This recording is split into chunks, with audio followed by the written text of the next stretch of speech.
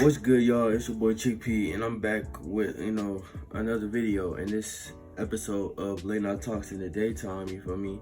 It's gonna be a little bit more serious. I'm gonna talk about some touchy subjects, and everybody ain't gonna be comfortable with it. If you ain't comfortable talking about emotions, depression, just wait till my next video. I got y'all. But in this video, I'm talking about how to have a more positive aspect on life in 2020, 2021, you feel me? Because this pandemic has changed so many people's lives, you know what I'm saying? For me, my high school, the ending of my high school, my high school life is trash, you know what I'm saying?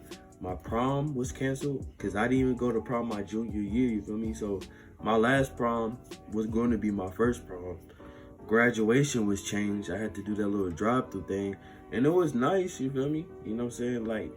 But nothing beats the best one, and I ain't complaining, you know what I'm saying? You know what I'm saying? But hey, bro, life hasn't been too great for your boy. And I know there's other people that's going through way worse things, but you know what I'm saying?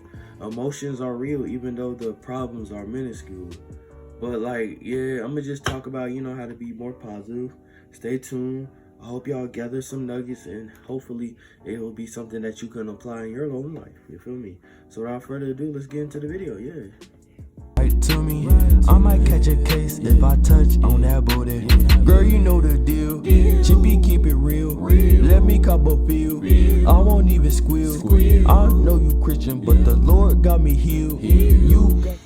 So the first thing that I really want to emphasize is yo, if you really want to be happy, you got to stop depending on outside substances. Stop depending on taking things to cope with the problem, you feel me? And that deals with beating your meat, drinking, smoking, you know what I'm saying? All that. And I'm not saying not to intake in those things, but it's always, just don't do it. If you're doing those things to cope with something, you know what I'm saying, you got something missing in your life, you feeling really sad, and you rely on sex and drugs and alcohol to ease that pain, that's not the way, bro. You know what I'm saying? One thing that I realized is everybody has emotional highs and emotional lows. And if you use substances, you know what I'm saying, to deal with your emotional lows, you're offsetting the balance, you feel me? Because yeah, you might be sad, you know what I'm saying? You are sad before you take them drugs. For the people that cope, that use the stuff to cope, you know what I'm saying? You're sad before you smoke, you know what I'm saying? Drink, have sex. During that time, you probably feel good. You probably feel great. You know what I'm saying? The missing feeling, that pain is gone for that moment. Momentarily, that pain is gone. But when you get back sober, it's amplified. The regret comes in. You know what I'm saying? The feeling that this ain't working. The reliance, you know what I'm saying? People keep, you know what I'm saying, taking these substances because that's the only thing that they know how to do to make that pain go away for that certain amount of time. But no matter how many times you take that substance, that high, that buzz, that anything is going to go away, and that low is just going to meet you every time you sober up again. You know what I'm saying? The wavelengths, you gotta level out your wavelengths. You know what I'm saying? If you're at a low, you're at a low point in your life, you use substances to spike up. To equal out that wave, you have to go back down again, and that crash is gonna be hard for you, my G. You know what I'm saying? You gotta, you know what I'm saying? It's gonna be rough if you really rely on substances to deal with your emotions. You might be saying okay, what if it's something that I can't change? You know what I'm saying? If it's an emotional burden on you that you can't change, you know what I'm saying?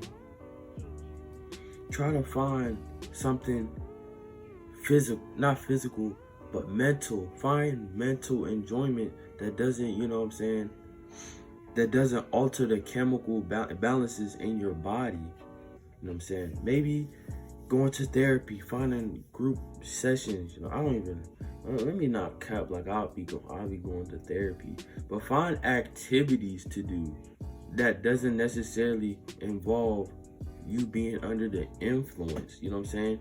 I'm probably going for a run playing basketball, you feel me, has been the best thing. It got me playing basketball in my free time, not for like any school or nothing, but like just playing just to play has been so therapeutic.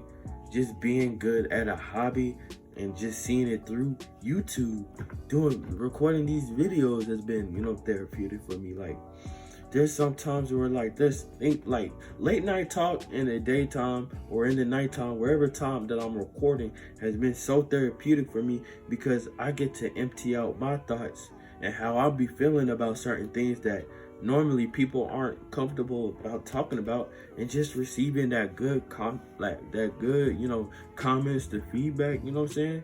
That's really therapeutic. And I'm not saying that I live for the feedback, no. I mean, that's a little bit more on the weird side, but just having the ability to vent how I feel about certain things in a really positive way is just the best feeling ever. And like, one thing that I realized about, with hobbies and stuff, it's like there can be some times where you just feel very insecure because like people are doing so much better than you success-wise, even though you put more effort in them. Like for me with this YouTube thing, like everybody in my city or something, like, they have a YouTube, and since like it used to bug me, like why they get so much more subscribers than me when their content isn't even that great? It's like, how? And one thing that I realized is like, one, my content isn't that great. I be acting like I be posting these magnificent videos, but like the only thing that I feel is better is the way that I talk to the camera. And then I just realized, like, sometimes people don't care how much stuff you talk about. People only care about the things that they care about. What you are passionate about is not, what everybody else cares about. But the only thing that you just gotta keep doing is keep grinding. Stop, and this may apply to you, it's just like, stop worrying about everybody else's successes. Worry about how you can be successful, you know what I'm saying? You gotta realize those people, there's gonna be people that's spoon-fed all their lives and are never going to experience any hardships till they die. I used to think like, okay, everybody has their turn. Everybody, meets their bad days. There are people that will never, ever struggle. And there's people that will never, ever get out the struggle. And it happens. That's life. Life is sadly unfair. People are born with better living conditions. You know what I'm saying? People themselves are better, but the conditions that they're in are just more apparently better. And there's issues that they have with, that comes with that. You know what I'm saying? Somebody that's super successful that never, experience any hard work might have an issue of getting everything they want. But when they don't get anything they want, that comes to depression. A lot of successful people aren't, satisfied with their lives because they're always stuck on getting. But the people who worked hard and then became successful are more happier because they can see the fruits of their labor. People who haven't seen the fruits of their labor think of life in a more materialistic view. You know what I'm saying? Like, you got to get out of that materialistic view. You got to look for things. You got to stop worrying about the material things. Stop worrying about money. You got to worry about what's going to make you happy. Stop worrying about the job that's going to make you the most money. You got to think about what's going to put you in the best situation for your potential family or your potential self. You know what I'm saying? Like, your hobby can make you, if you put 10% effort into something that you hate, that thing that you put 100% effort that in what you love, if you put 100% effort in what you love, not now, but over time, the benefits is going to be so much better. Like, yeah, there's going to be some sacrifices. Not every day is going to be perfect. With me, I have my highs and lows, you know what I'm saying? There's highs and lows. I go through that. But since I don't really, I let myself deal with my emotions in a personal way. You know what I'm saying? My highs aren't too high and my lows aren't too lows. They balance each other out. So I'm virtually, you know what I'm saying, in a normal state of mind. I'm not too happy. I'm not too sad. I'm straight, you know what I'm saying? And, you know what I'm saying? People have this misconception that you, like, staying happy all the time is healthy. That is not healthy at all. You know what I'm saying? People, sometimes you just gotta cry. Sometimes you just gotta be in them sad moods. Not necessarily depressed, because depressed is something that's, you know, been normalized. Like depression itself, people go through that. But depression itself happening again and again and again is not a good thing.